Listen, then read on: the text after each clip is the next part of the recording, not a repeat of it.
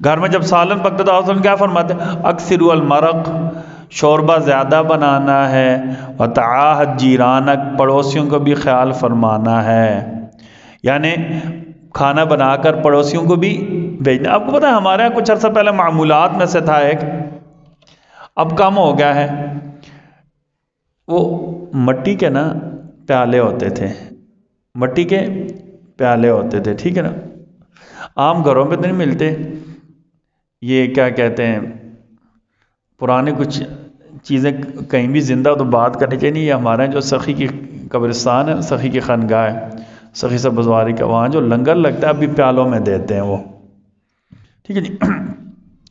پیالے ہوتے تھے، آپ نے پتہ نہیں دیکھیں، یعنی سفید رنگ کے پیالے ہوتے تھے، باہر مختلف رنگ ان کے لگے ہوئے ہوتے، جیسے یہ ہماری یہاں یہ چینی کے پیالے انہیں کہتے ہیں، چینی کی پیالیاں ہوتی ہیں، دیکھی ہیں نا چینی کی پیالیاں، جن کو آج کل سیرامک کہتے ہیں، ٹھیک ہے نا، اپنی زبان میں کیا کہتے ہیں؟ چینی کی کپ، ٹھیک ہے نا، چینی کے پیالے ہوتے تھے، ٹھیک ہے نا، یہ مٹی پکا کر بناتے ہوتے تھے نا، ابھی ان کو سیرامک کہتے ہیں، ٹھیک ہے نا۔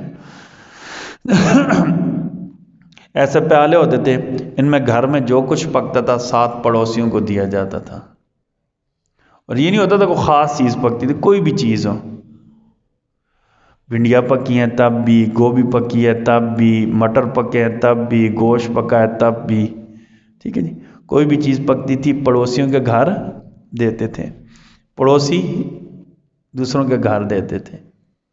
اچھا، آپ اللہ پر یقین کریں نا، ان چیزوں کی قدر ابھی آنا شروع ہوئی ہے، ان چیزوں کی قدر ابھی آنا شروع ہوئی ہے، محبت بڑھتی تھی۔ آپ نے فرمایا تحفے دیا کرو، اس سے محبت بڑھتی ہے، ٹھیک ہے، ہدیہ دیا کرو، اس سے کیا ہوتی ہے؟ محبت بڑھتی ہے۔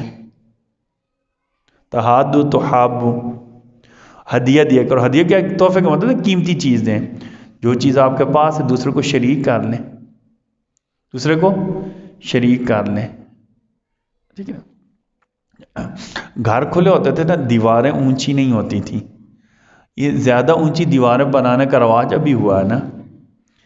پہلے آپ میں سے جو لوگ اب بھی دیہات کے ہیں، کشمیر کے کسی دیہات کے ہیں، کوٹک کسی بھی دیہات کے ہیں، پلیار سمجھتے ہیں نا، پلیار، پلیار، جو شہر والوں کو نہیں پتا ہوتا پلیار کیا ہوتا ہے، ٹھیک ہے نا، انہیں اٹ اور پلیار کا فرق بھی نہیں پتا ہوتا، ٹھیک ہے نا، اٹ کیا ہوتا ہے، پلیار کیا ہوتا ہے، ٹھیک ہے نا۔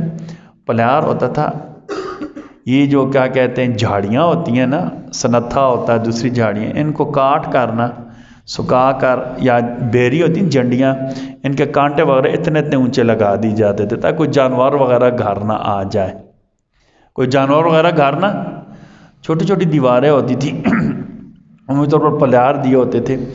گھر والے جب کبھی گھر میں بیٹھ کر کھانا کھاتے نا، باہر سے کوئی گزرتا تو نظر آتا تو اسے آواز دیتے تھے، آئیں ہمارے ساتھ کھانا کھائیں، آئیں ہمارے ساتھ، بہت بڑی دعوت ہوتی تھی یہ، اس سے دشمنی نہیں پڑتی کبھی بھی، اس سے کیا ہوتی؟ دشمنیاں ختم ہوتی ہیں۔ دشمنی کتنا سادہ طریقہ تھا۔ ابھی ہم جس دور میں جی رہے ہیں اس کو میٹیریل لائف کہتے ہیں، مادیت کی زندگی، ہر بندہ ہے سوچ میں پیسے کیسے کما لوں گا، مجھے کیسے فائدہ دو گا، مجھے کیسے فائدہ، حالانکہ ہم اپنا نقصان کرتے ہیں ہر گزرتے دن کے ساتھ، کیا کرتے ہیں؟ کیوں بنا؟ اکیلے کوئی بندہ کبھی نہیں رہ سکتا۔